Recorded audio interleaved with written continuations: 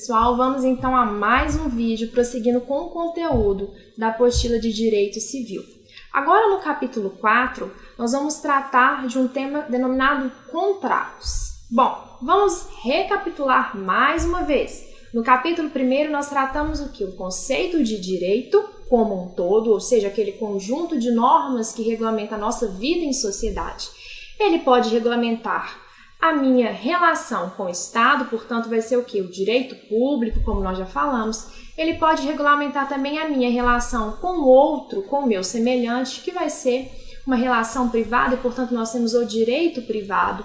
E o direito civil, que é o tema deste livro que nós estamos tratando, desta apostila, ela trata sobre as relações estabelecidas entre as pessoas, que vão ser físicas, naturais ou pessoas jurídicas. Bom, então o tempo todo eu usei essa palavra relações jurídicas, negócios jurídicos, vínculo, e é isso que a gente precisa compreender e ter em mente ao falar sobre contratos. Bom, os contratos são constituem uma das formas de externar essa relação jurídica. Por quê?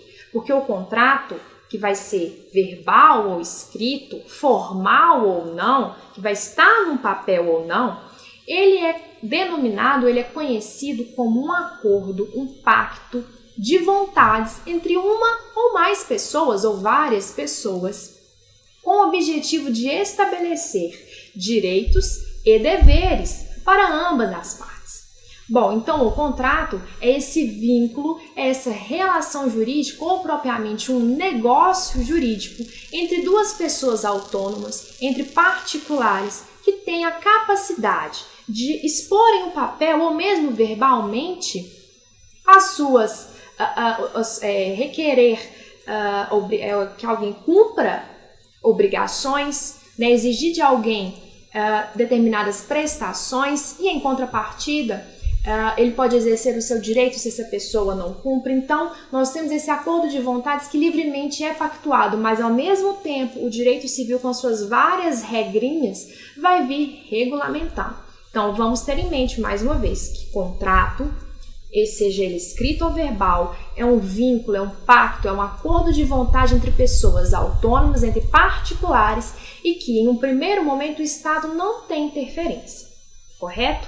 Bom, então vamos tentar só exemplificar em quais momentos do nosso dia a dia a gente consegue enxergar esse contrato, esse acordo de vontade, já que eu falei que ele não necessariamente precisa vir escrito em um papel. Não necessariamente você precisa assinar um papel para constar como um contrato. Bom, vamos pensar então no contrato de compra e venda que está exemplificado aí no seu livro. Um contrato de compra e venda, que pode ser escrito ou verbal, ele tem por objetivo, mediante uma prestação pecuniária, né, de dinheiro, você passar a ter a propriedade de um bem, que nós falamos nos capítulos anteriores, né, que são os objetos, são as coisas móveis ou imóveis. Então você passa a ter a propriedade de um bem. Só que para isso você tem que fazer alguma prestação. Você tem que prestar algum serviço, você tem que pagar alguma quantia, você tem que dar outro bem em troca. Alguma prestação você vai ter que fazer também, não é assim, pura e simplesmente receber a propriedade desse bem, não. Então vejam, há a possibilidade no contrato de compra e venda você vender uma casa, você vender um carro, ou mesmo na cantina da sua escola, quando você vai lá no caixa, paga uma quantia e pega o seu lanche, você está estabelecendo um acordo de vontades, um contrato de compra e venda que não está escrito. Mas ele é verbal, ele é oral, porque ambas as partes têm a confiança. Ou seja, você tem a confiança de que dando o dinheiro vai receber a merenda. E a pessoa do outro lado também tem a confiança que você vai pagar corretamente. Bom, então o contrato de compra e venda é um exemplo de contrato, é um exemplo de vínculo, de relação jurídica entre pessoas autônomas.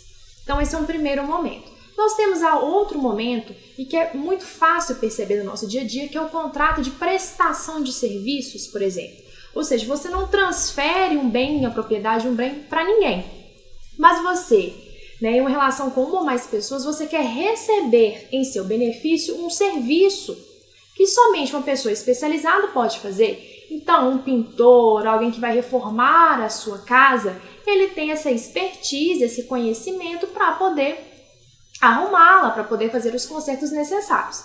Então você também, mediante uma prestação, que pode ser em dinheiro, e geralmente é em dinheiro, porque assim está estabelecido em lei, você vai dispor data, horário, por exemplo, para prestação do serviço, qual o período que vai ser prestado esse serviço e vai estabelecer também as suas obrigações. E em contrapartida, a pessoa também tem que prestar esse serviço em seu benefício, certo?